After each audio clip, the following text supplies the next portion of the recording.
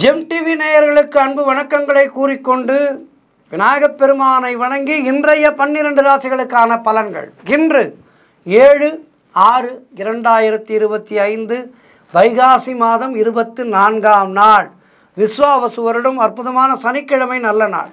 இன்றைய சூரிய உதயம் காலை 5:42 சூரிய அஸ்தமனம் மாலை 6:34. இன்றைய ஆதிக்க கிரகம் சனி பகவான். இன்று நாம் வழிபட வேண்டிய தெய்வம் ஆஞ்சநேய பெருமானை வழிபட வேண்டும். இன்றைய நல்ல நேரம் காலை 7:30 முதல் காலை 8:30 வரை, மாலை 4:30 முதல் மாலை 5 வரை. ராகு காலம் காலை 9 முதல் காலை 10:30 வரை. யமகண்டம் மதியம் 1:30 முதல் மதியம் 3 வரை. குளிகை நேரம் காலை 6 முதல் காலை 7:30 வரை. இன்றைய சுபகோரை சுக்கிரகோரை நேரம் மாலை 5 முதல் 6 வரை. இன்றைய நட்சத்திரம் இன்று காலை 11:34 வரை சித்திரை, அதன் பின்பு சுவாதி நட்சத்திரம்.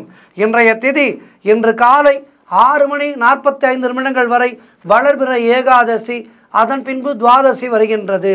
இன்றைய சந்திராட்டம நட்சத்திரம் இன்று காலை 11:34 வரை பூரட்டாதி நட்சத்திரத்துக்கு, அதன் பின்பு உத்திரட்டாதி நட்சத்திரத்துக்கு சந்திராட்டமும் துவங்குகின்றது.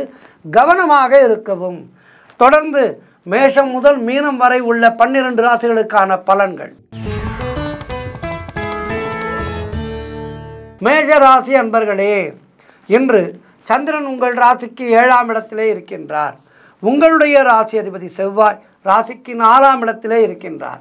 ஆகவே இன்றைய நாளிலே திருமணத்துக்காக காத்திருக்கின்ற வரன்களுக்கு திருமணம் நிச்சயமாகும். எதிலும் வெற்றி உண்டாகின்ற அற்புதமான நாள். கணவன் மனைவிக்குள் இருந்து வந்த பிரச்சனைகள் எல்லாம் தீரும். மனம் சந்தோஷமாக இருக்கும். கூட்டு தொழில் செய்பவர்களுக்கு சிறப்பான லாபங்கள் வருகின்ற நாள். நினைத்த காரியம் அனைத்தும் நல்லபடியாக நடைபெறக்கூடிய நல்ல நாள். புதிய வேலை வாய்ப்புகள் உண்டாகும். தொழிலிலே நல்ல லாபம் வருகின்ற நாள். அலுவலகத்திலே சம்பள உயர்வு, பதவி உயர்வு போன்றவை கிடைக்கும். சுப காரியங்கள் நடைபெறக்கூடிய நல்ல நாள். வீடு வண்டி வாகன யோகம் உண்டாகும். செய்கின்ற செயலிலே பெயரும் புகழும் கிடைக்கின்ற நல்ல நாள். நண்பர்கள் மூலம் அனுகூலம் உண்டாகும். உங்களுடைய முயற்சிகள் எல்லாம் பெரும் வெற்றியை பெறுகின்ற நாள். இன்றைய நாளிலே ஆஞ்சநேய பகவானை வணங்குங்கள். வாழ்த்துக்கள். ரிஷபராசி அன்பர்களே, இன்று சந்திரன் உங்கள் ராசிக்கு 6ஆம் இடத்திலே, உங்களுடைய ராசி அதிபதி சுக்கிரன் ராசிக்கு 12ஆம் இடத்திலே. ஆகவே இன்றைய நாளிலே காரிய தடைகள் ஏற்பட்டு விலகும். அலுவலகத்திலே வீண் வாதங்களை எல்லாம் தவிர்க்க வேண்டிய நாள். கூட்டு தொழில் செய்பவர்களுக்கு மன வருத்தங்கள் உண்டாகலாம். கவனமாக இருங்கள். உடல் ஆரோக்கியத்திலே எச்சரிக்கையாக இருக்க வேண்டும். குடும்பத்திலே கணவன் மனைவிக்குள் சண்டை சச்சரவுகள் ஏற்பட்டு விலகுகின்ற நாள். நண்பர்கள் உறவினர்கள் மூலம் நல்ல அனுகூலம் உண்டாகும். திருமணம் போன்ற சுபகாரிய பேச்சுவார்த்தைகள் சற்று தாமதமாகும். அலுவலகத்திலே பணிச்சுமை அதிகமாக இருக்கும். தொழில் மற்றும் வியாபாரத்திற்காக புதிய முதலீடுகளை புதிய முயற்சிகளை தவிர்க்க வேண்டிய நாள். தேவையில்லாத செலவுகள் ஏற்படும். ஆகவே இன்றைய நாளிலே ஆஞ்சநேய பெருமானை சரணடையுங்கள். ஜெய ஸ்ரீராம் என ஆஞ்சநேய பகவானுடைய பாதங்களை பற்றி கொள்ளுங்கள். அவர் அருளால் உங்களுக்கு இன்றைய நாளிலே தீது நடக்காமல் தப்பித்து விடுவீர்கள். வாழ்த்துக்கள். மிதுன ராசி அன்பர்களே, இன்று சந்திரன் உங்கள் ராசிக்கு 5ஆம் இடத்திலே, உங்களுடைய ராசி அதிபதி புதன் ராசியிலேயே இருக்கின்றார். ஆகவே இன்றைய நாளிலே உங்களுக்கு குழந்தைகளால் மகிழ்ச்சி உண்டாகும். தொழில் மற்றும் வியாபாரத்திலே நல்ல லாபம் உண்டாகின்ற நாள். நண்பர்கள் மூலம் அனுகூலம் உண்டாகும். சுபகாரியங்கள் நடைபெறக்கூடிய நல்ல நாள். புதிய வேலை தேடிக்கொண்டிருப்பவர்களுக்கு நல்ல வேலை கிடைக்கும். கடன் பிரச்சனைகள் தீரும். பதவி உயர்வோடு வேலை மாற்றம் ஒரு சிலருக்கு ஏற்படும். பழைய பாக்கிகள் எல்லாம் வசூலாகின்ற நாள். உழைப்புக்கு ஏற்ற ஊதியம் கிடைக்கும். திருமண பேச்சுவார்த்தைகள் சுபமாக முடியும். பணவரவு அதிகரிக்கும். சுபவிரயங்கள் ஏற்படக்கூடிய நாள். கணவன் மனைவியிடையே நல்ல ஒற்றுமை ஏற்படும். மொத்தத்தில் இன்றைய நாள் எல்லா வகையிலும் சிறப்புகள் தேடி வருகின்ற நல்ல நாளாக இருக்கின்றது. ஆஞ்சநேயரை வணங்குங்கள். வாழ்த்துக்கள். கடகராசி அன்பர்களே, இன்று சந்திரன் உங்கள் ராசிக்கு 4ஆம் இடத்திலே. ஆகவே இன்றைய நாளிலே சொந்த வீடு வாங்குவதற்கான முயற்சிகளை தொடங்கினால் வெற்றி கிடைக்கும். உத்தியோகத்திலே இருப்பவர்களுக்கு சம்பள உயர்வு, பதவி உயர்வு, இடமாற்றம் போன்றவை கிடைக்கும்.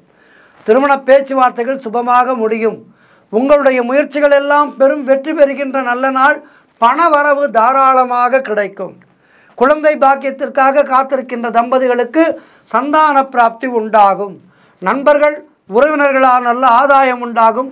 தாய்வழி உறவுகளின் மூலம் ஆதாயம் உண்டாகும். தொழிலிலே நல்ல வளர்ச்சி உண்டாகும்.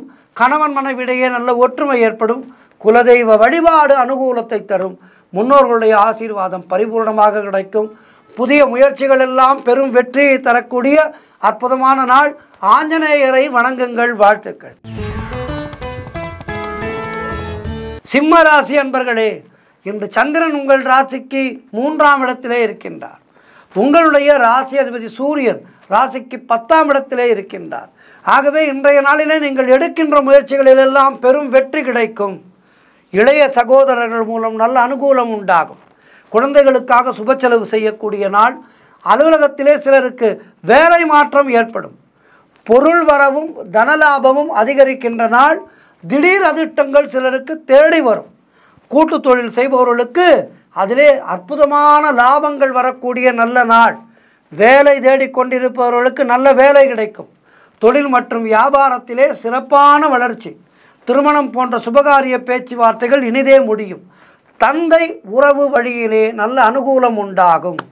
நண்பர்கள் மூலம் எதிர்பார்த்த உதவிகள் கிடைக்கும். உடல் ஆரோக்கியத்திலே சிறப்பான முன்னேற்றம். மொத்தத்தில் இன்றைய நாள் சிம்ம ராசியினருக்கு அதி அற்புதமான நாளாக இருக்கின்றது. ஆஞ்சநேயரை வணங்குங்கள். வாழ்த்துக்கள். கன்னியா ராசி அன்பர்களே, இன்று சந்திரன் உங்கள் ராசிக்கு 2ஆம் இடத்திலே, உங்களுடைய ராசி அதிபதி புதன் ராசிக்கு 10ஆம் இடத்திலே. ஆகவே இன்றைய நாளிலே நீங்கள் எதிர்பார்த்த விஷயங்கள் எல்லாம் நல்லபடியாக நடக்கும். தொழில் மற்றும் வியாபாரத்திலே சிறப்பான முன்னேற்றம் உண்டாகும். திருமணம் போன்ற சுபகாரிய பேச்சுவார்த்தைகள் இனிதே முடியும். அவரவர்களுடைய வயதுக்கேற்ப அவரவர்களுக்கு நல்லது நடக்கும். உறவினர்களோடு இருந்து வந்த மன வருத்தங்கள் தீரும். பிள்ளைகளால் பெருமை ஏற்படும். வாழ்க்கை துணையால் மகிழ்ச்சி உண்டாகும். கடன் பிரச்சனைகள் முற்றிலுமாக ஒரு முடிவுக்கு வரும். பொருளாதாரத்திலே சிறப்பான முன்னேற்றம் இருக்கும். பழைய பாக்கிகள் வசூலாகும். காரிய வெற்றிகள் உண்டாகின்ற நாள். கூட்டு தொழில் செய்பவர்களுக்கு அதிலே சிறப்பானதொரு லாபம் ஏற்படும். எதிர்பார்த்த இடமாற்றம் கிடைக்கும். திருமணம் போன்ற சுபகாரிய பேச்சுவார்த்தைகள் இனிதே முடியும். புதிதாக ஏதேனும் பொருட்கள் வாங்கி சுப செலவு செய்வீர்கள். இன்றைய நாளிலே ஆஞ்சநேயரை வணங்குங்கள். மேலும் சிறப்பாக இருக்கும். வாழ்த்துக்கள். துலாம் ராசி அன்பர்களே, இன்று சந்திரன் உங்கள் ராசியிலேயே இருக்கின்றார். உங்களுடைய ராசி அதிபதி சுக்கிரன் ராசிக்கு 7ஆம் இடத்திலே இருக்கின்றார். ஆகவே இன்றைய நாளிலே மனம் சந்தோஷமாக இருக்கும். அலுவலகத்திலே பதவி உயர்வு, சம்பள உயர்வு போன்றவை கிடைக்கும். உடல் ஆரோக்கியம் திருப்திகரமாக இருக்கும். உங்களுடைய முயற்சிகள் எல்லாம் பெரும் வெற்றியை பெறும். தொட்டதெல்லாம் பொன்னாகக்கூடிய அற்புதமான நாள். பண வரவு அதிகரிக்கும். பொருளாதாரத்திலே மிக அற்புதமான உயர்வு ஏற்படும். நண்பர்கள் மூலம் உறவினர்கள் மூலம் அனுகூலம் உண்டாகும். வேலை இல்லாதவர்களுக்கு நல்ல வேலை கிடைக்கும். காரிய தடைகளெல்லாம் விலகி நீங்கள் எடுக்கின்ற முயற்சிகளிலே பெரும் வெற்றி கிடைக்கின்ற அற்புதமான நாள். குழந்தை பாக்கியத்திற்காக காத்திருக்கின்ற தம்பதிகளுக்கு சந்தான பிராப்தி உண்டாகும். செய்தொழில் செய்பவர்களுக்கு அதிலே சிறப்பானதொரு முன்னேற்றம் உண்டாகும். மொத்தத்தில் ஈடில்லா வளர்ச்சி காண்கின்ற அற்புதமான நாள். இன்றைய நாளிலே ஆஞ்சநேயரை வணங்குங்கள். மேலும் வெற்றிகளை பெறுங்கள். வாழ்த்துக்கள்.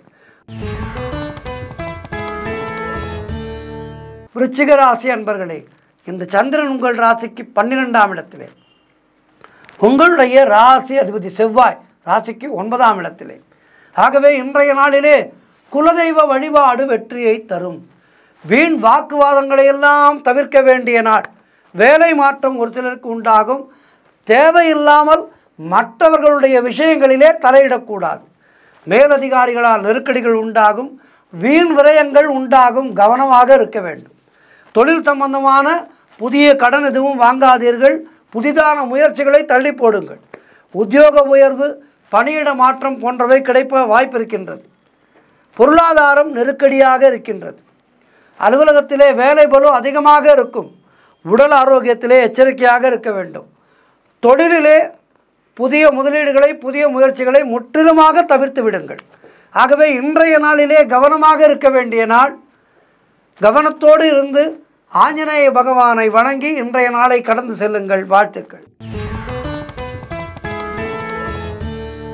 தனுராசி அன்பர்களே, இன்று சந்திரன் உங்கள் ராசிக்கு 11ஆம் இடத்திலே இருக்கின்றார்.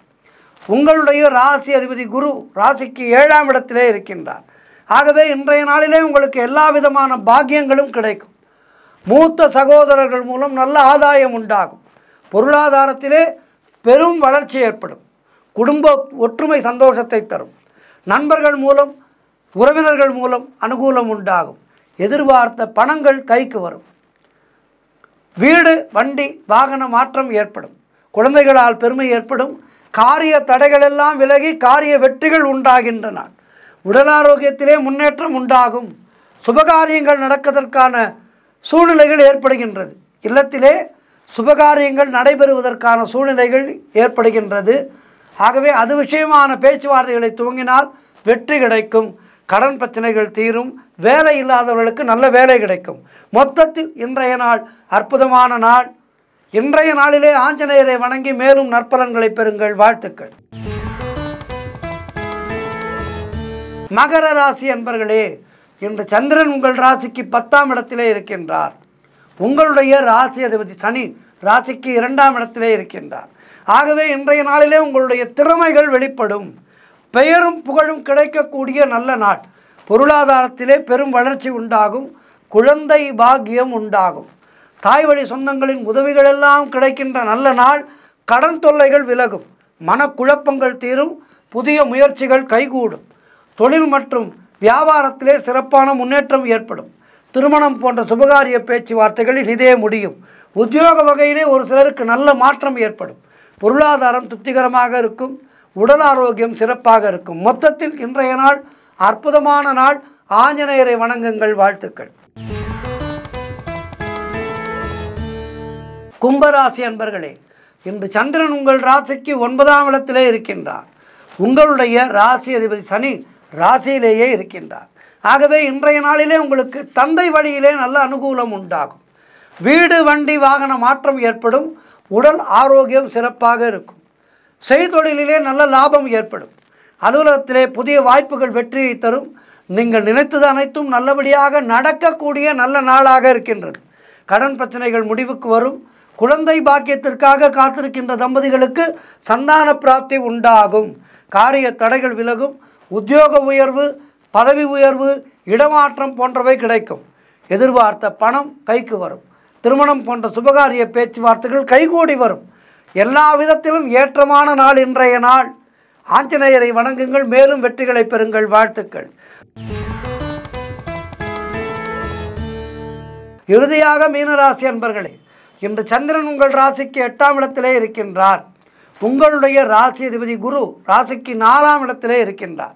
இன்று நாள் முழுவதும் உங்களுக்கு சந்திராட்டமும் மௌனத்தை கடைபிடியுங்கள். மனக்குழப்பமும் பதற்றமும் இருக்கக்கூடிய நாள். கோபத்தை முற்றிலுமாக தவிர்த்து கொள்ளுங்கள். தேவையில்லாத பயத்தை தவிர்த்து கொள்ளுங்கள். வேலை மாற்றம் ஒரு சிலருக்கு உண்டாகும். உடல் ஆரோக்கியத்திலே மிகுந்த கவனம் தேவை. வண்டியிலே செல்லும் போது கவனமாக செல்ல வேண்டும். அதேபோல் எல்லா விதத்திலும் மிகவும் கவனமாக இருக்க வேண்டிய நாள். மற்றவரோடு பேசும்போது மிக கவனமாக பேச வேண்டும். புதிய முதலீடுகளை புதிய முயற்சிகளை தவிர்க்க வேண்டிய நாள். கடன் புதிதாக வாங்காதீர்கள். நீங்களும் கடன் கொடுக்காதீர்கள். கணவன் மனைவிடையே சண்டை சச்சரவுகள் ஏற்பட்டு விலகும். வேலை செய்யும் இடத்திலே மற்றவரை பற்றி எதுவும் பேசாதீர்கள். மொத்தத்தில் கோபத்தை முற்றிலுமாக தவிர்த்து மௌனத்தை கடைபிடிக்க வேண்டிய நாள். குலதெய்வத்தை நினைத்து கொண்டே இருங்கள். சக்கரத்தாழ்வாருடைய சன்னதிக்கு சென்று சக்கரத்தாழ்வாரை பிரதட்சணம் செய்யுங்கள். நரசிம்மரை துதியுங்கள்.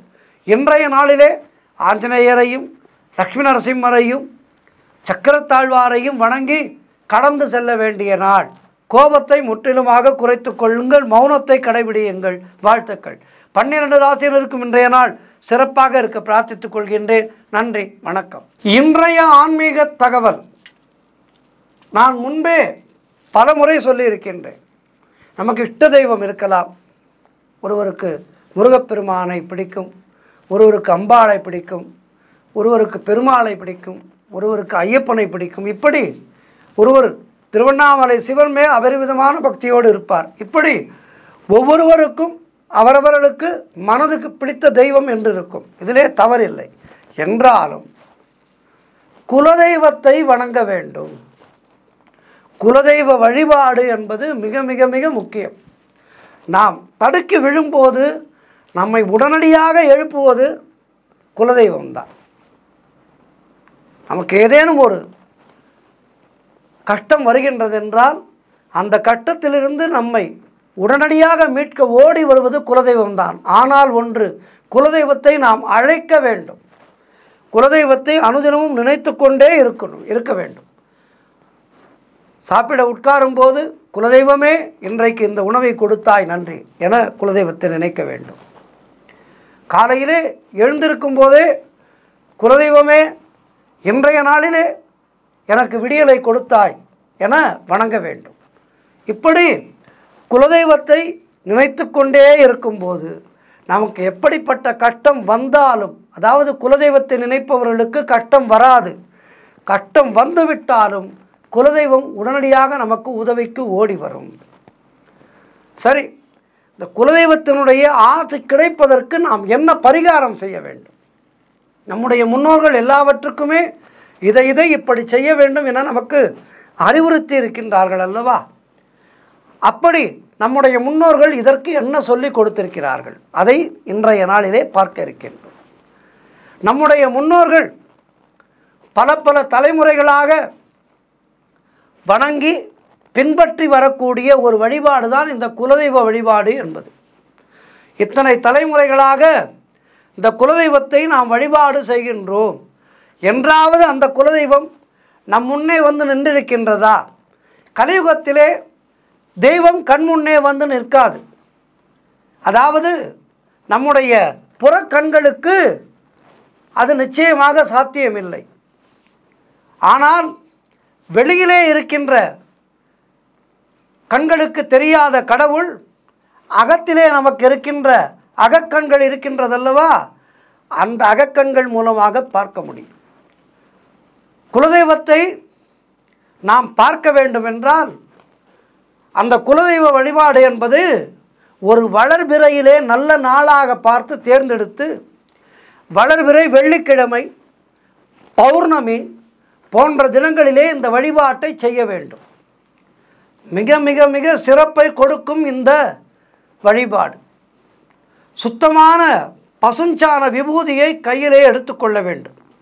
அதிலே கொஞ்சமாக பன்னீர் விட்டு பிசைந்தால் உருண்டை பிடிக்க வரும். சின்ன சின்ன விபூதி உருண்டைகள், கோலி குண்டு சைஸிலே 3 உருண்டைகளை தயார் செய்து ஒரு தட்டிலே வைத்து மஞ்சள் குங்குமம் போட்டு வைத்து பூஜை அறையிலே வைத்து விட வேண்டும். வழிபாட்டை துவங்குவதற்கு முன் வழக்கம் போல பூஜைக்கு என்னவெல்லாம் தேவையோ அதையெல்லாம் செய்ய வேண்டும். குறிப்பாக வீட்டை சுத்தப்படுத்த வேண்டும்.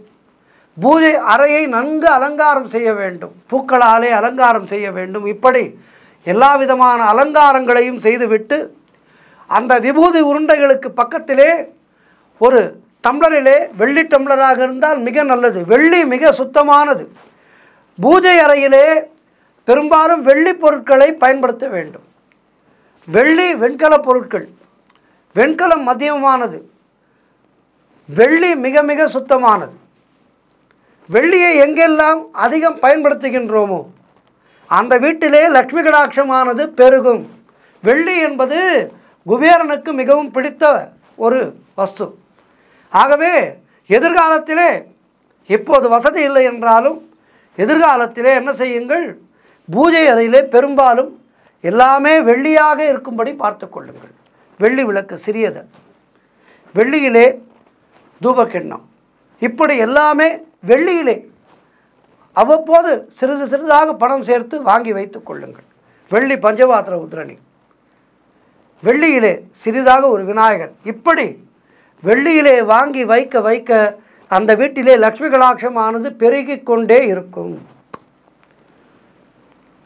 சரி, இந்த பூஜையை இப்படி நன்கு பூஜை அறையை நன்கு அலங்கரித்து துவங்க வேண்டும். பூஜைக்கு உங்களுடைய நெருங்கிய உறவினர்களை, இரத்த சம்பந்தமான உறவினர்களை அழையுங்கள்.